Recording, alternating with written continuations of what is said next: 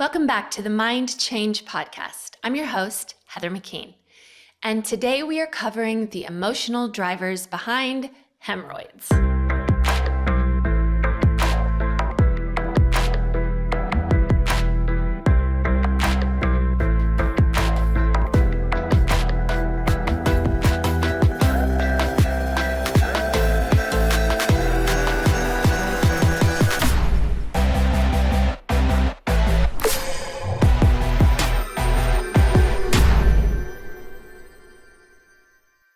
Hemorrhoids are not something people like to talk about, but they are far more common than we'd like to admit.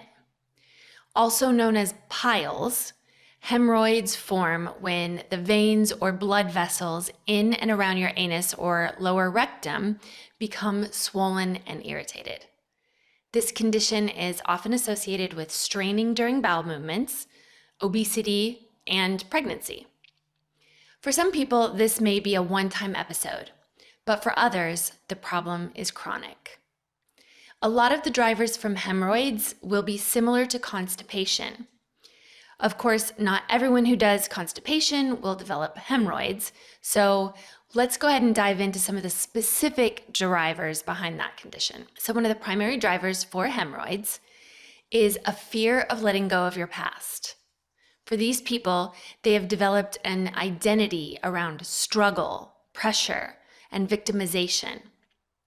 A common internal and possibly unconscious question for you would be, who will I be without my story or my trauma, my pain, my suffering?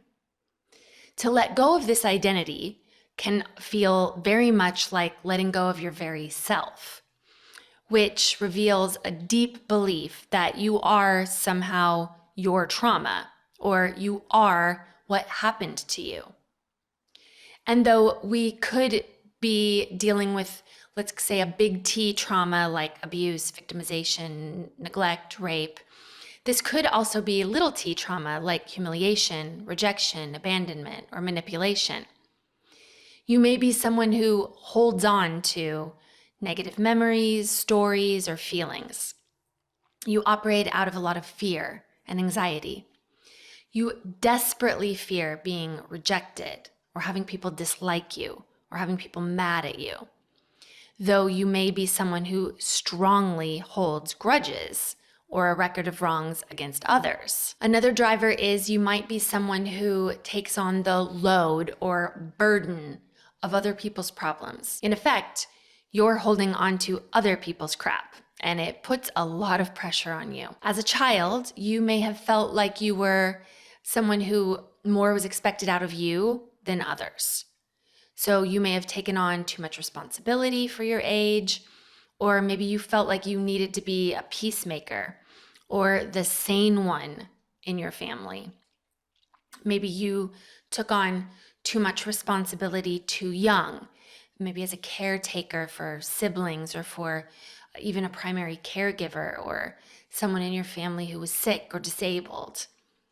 Many of those things lead to this idea of taking on more than you were equipped to take on. You might be someone who finds that you have a difficult time saying no or understanding your own healthy boundaries or limitations. And because you're someone who overcommits, you may find that you're always late or you're having a hard time meeting deadlines or following through with things. Because of this, you then end up letting people down a lot. And you initially overcommit because you're afraid of disappointing people, and yet you end up disappointing them because you struggle to follow through with all that you've taken on. Because you felt let down or rejected in childhood, you then have a deep fear of doing the same to others.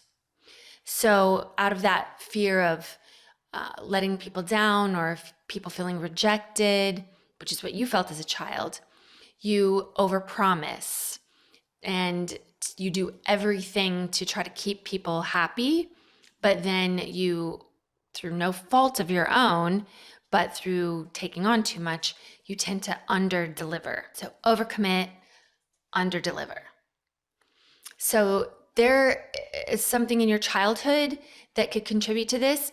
It's possible that there may have been a strict good versus bad, right versus wrong theme in your childhood environment, where blame and guilt were used as motivation. You may have had a lot of pain or anger, resentment, or frustration about the way that you were treated or things that happened in your childhood. But in your adulthood, you're struggling to get help with that and actually let it go. Because asking for help in the past may have backfired on you in some way. So maybe you asked for help or you reached out, and that just got you more perceived disappointment or more perceived rejection, leading to more expectations or places where you feel like you didn't measure up. So the fear of failure or the fear of rejection then keeps you from even trying. And you may even sabotage progress that you do make as a way to help prove that things can never change and things never get better. Why would someone do that? Why would someone want to prove that they can't change and that things can't get better? Because it mitigates disappointment. And disappointment is one of those things that somewhere in your development became something you very much fear or that was very hard. And so you can't disappoint people if you'll sabotage your own progress, because then you'll never get as big as you feel like you could get, because then it just opens you up to more ways to let other people down. So as you got older, you may have begun to realize that some things from your childhood were not optimal and probably had a negative impact on you. But then you struggle between feeling guilty and shameful for not being loyal to your family by wanting to change. So that's another aspect of holding on to the past, is recognizing and seeing like, ooh, this was not good and we should really change this. But in the changing of it, or the talking about it, or the dealing with it, feels like you're betraying your family. And again, that's just this idea that somehow you are your trauma, or you are the bad things that have happened to you. So that's like thinking that your family is these things that need to be changed, and by you wanting to change them, you're cutting ties with your family. Now, metaphorically, there is a desire to let go of the waste or the crap that you've collected over the years. But then you strain to hold on to it as well for fear of things getting worse if you do let go. So it's this constant push-pull of internal conflict. People who do hemorrhoids tend to worry about money and the future. Maybe you had a traumatic time during potty training. If the person or persons who were doing the potty training were harsh or were hurried, then it may have trained your body to tense up during the time when you should have been letting go.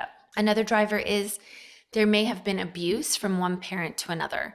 Maybe your mother had a difficult relationship with your father, and the conflict created a hypervigilance in your little body. And this caused you to feel stuck or trapped, which then is playing out in your bowel movements. There may have been a lot of perceived shame or disgust within the family structure.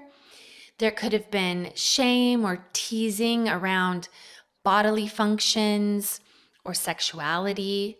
If sexuality was degraded or spoken of in a shameful way, you may have received the message that the body is shameful and the things that it does are disgusting or shameful. It's possible that you may have experienced a lot of chaos in early development.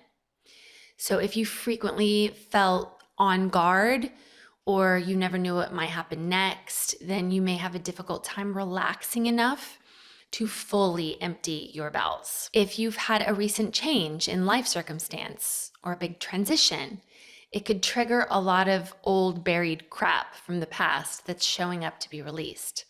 But then it all feels too big and you may develop hemorrhoids as a way to communicate this. This is one of the reasons that pregnancy is a common time to experience hemorrhoids. As the body and soul prepare to bring forth another life, evolutionary process is trying to help us release the crap that we do not want to pass down in our family line. The more we hold on to our old painful past, the more our higher self strains for us to let it go so that it doesn't get replicated and that the cycle doesn't keep going. So again, you have this straining, this push-pull between our highest selves and our old stories about who we are from our past. The complex relationship between our mind, body, and soul is simply amazing. Though they all speak a very different language, they never stop trying to communicate to us for our greater good. Thanks again for joining us today on the Mind Change Podcast. I look forward to seeing you every other week to dive into this fascinating topic. Please make sure to continue to leave those 5-star reviews and comment on a disease, symptom, or ailment you would like to hear covered on the show. Looking to go deeper? We have an online course available to help support you in your journey. The courses come with 2 sessions with a trained practitioner, a supportive community, and live monthly mentoring calls with us to help get the tools you need to heal. You can find out more information at our site, mindchange.com, and click on the online courses tab. Until next time, thanks for joining us on the Mind Change Podcast, where we are changing the world, one mind at a time.